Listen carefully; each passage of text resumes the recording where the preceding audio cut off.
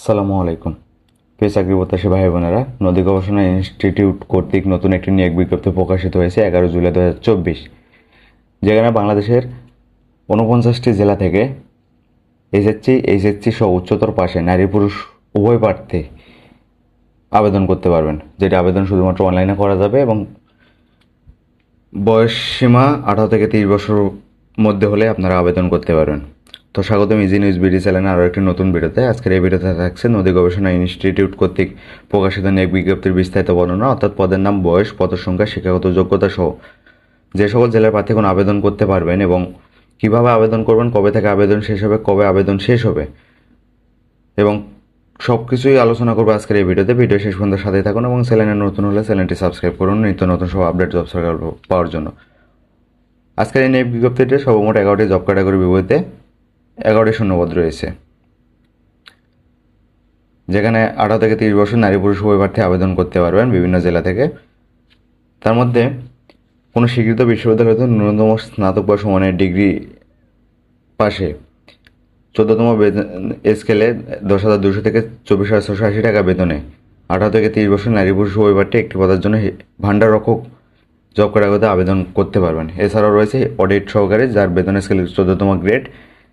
এখানে 18 থেকে 30 বছর নারী পুরুষ উভয় প্রার্থী আবেদন করতে পারবেন একটি পদের বিপরীতে, যেখানে আবেদন করতে হলে কোনো স্বীকৃত বিশ্ববিদ্যালয় হতে বাণিজ্য বিভাগে ন্যূনতম স্নাতক বা সমানের ডিগ্রির প্রয়োজন রয়েছে।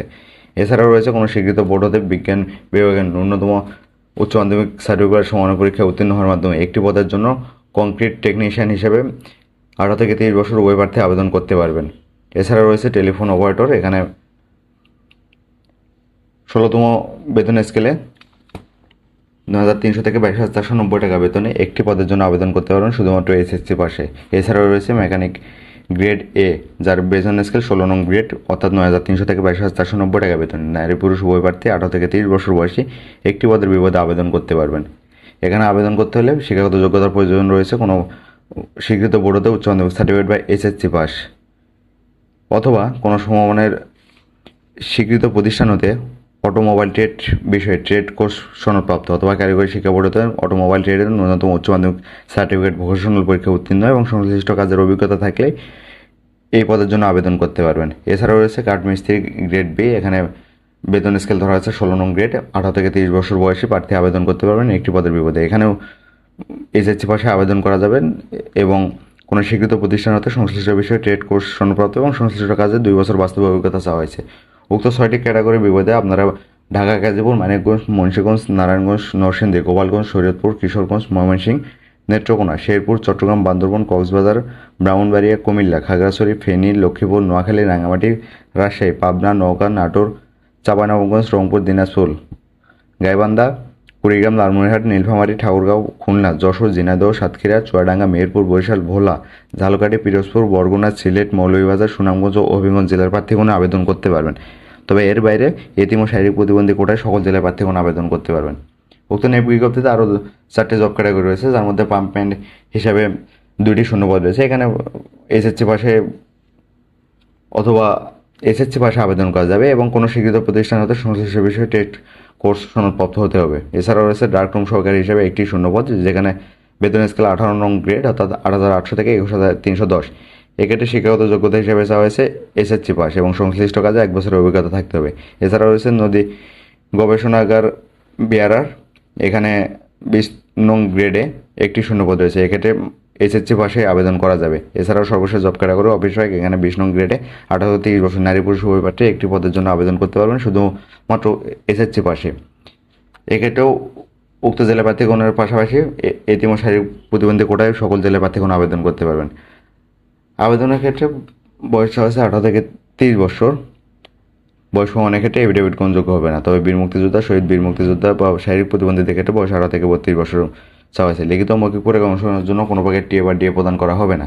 এছাড়া বলা আছে অনলাইন ব্যতীত কোনোভাবে আবেদন গ্রহণ করা যাবে না। আবেদন শুরু হবে 15 জুলাই 2024 সকাল 10টা থেকে, অর্থাৎ আগামীকাল সকাল 10টা থেকে।